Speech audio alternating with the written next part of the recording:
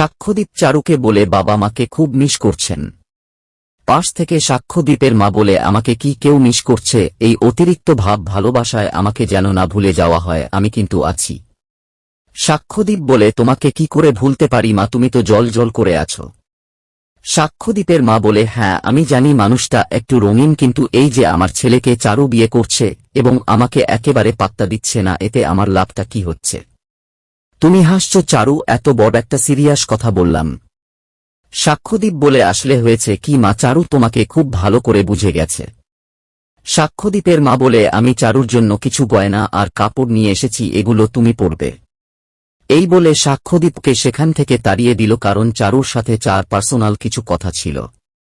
চারুকে বলে আরে ধুর, তুমি ভয় পেজো না, আমার ছেলেটাকে তুমি কি মন থেকে মেনে নিতে পারবে, ভালোবাসতে পারবে তো, সারা জীবন খুশি থাকবে তো তার সঙ্গে? আসলে তার সম্পর্কে তুমি বেশি কিছু জানো না, জীবনে অনেক কষ্টে সয়েছে আমার ছেলেটা।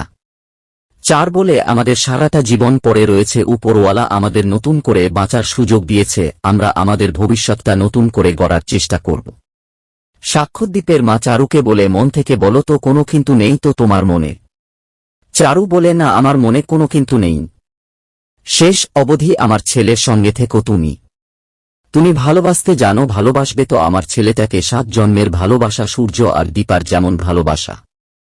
চারু বলে তেমন করেই বাসবো, নিজের সবটুকু দিয়ে আমি চেষ্টা করব। অন্যদিকে সূর্য দীপাকে নিয়ে হসপিটালে আসলে সবাই তাদেরকে শুভেচ্ছা জানাই। সূর্য দীপাকে বলে এখনো কি ভাবছ তুমি, আমরা তো খোঁজ নিলাম, ওই যদি কুমার হয়ে থাকে তাহলে পার পাবে না। আমি ভেবেছিলাম সোনা রূপাকে এখানে নিয়ে আসব, কিন্তু ওরা বিয়েতে ব্যস্ত আছে। দীপা বলে আমি খালি ভাবছি কাল কি না কি হয়ে যাচ্ছিল আমাদের সাথে, তারপরে আমার সব ভাবতে ভয় লাগে। সূর্য বলে আমরা অনেক কিছু সহ্য করেছি, দীপা আর রূপা জীবনেও কম ধকল যায়নি, কত স্টাইগেল করেছি মেয়েটা। অন্যদিকে বিয়ের সব আয়োজন শুরু হয়ে গেলে চারুকে রানীর মতন করে সাজিয়ে নিয়ে চলে আসে। সাক্ষ্যদীপের মা বলে বাবা এত লাল পরি। সাক্ষ্যদীপ বলে আমি বুঝতে পারছি না আমি কি বলবো।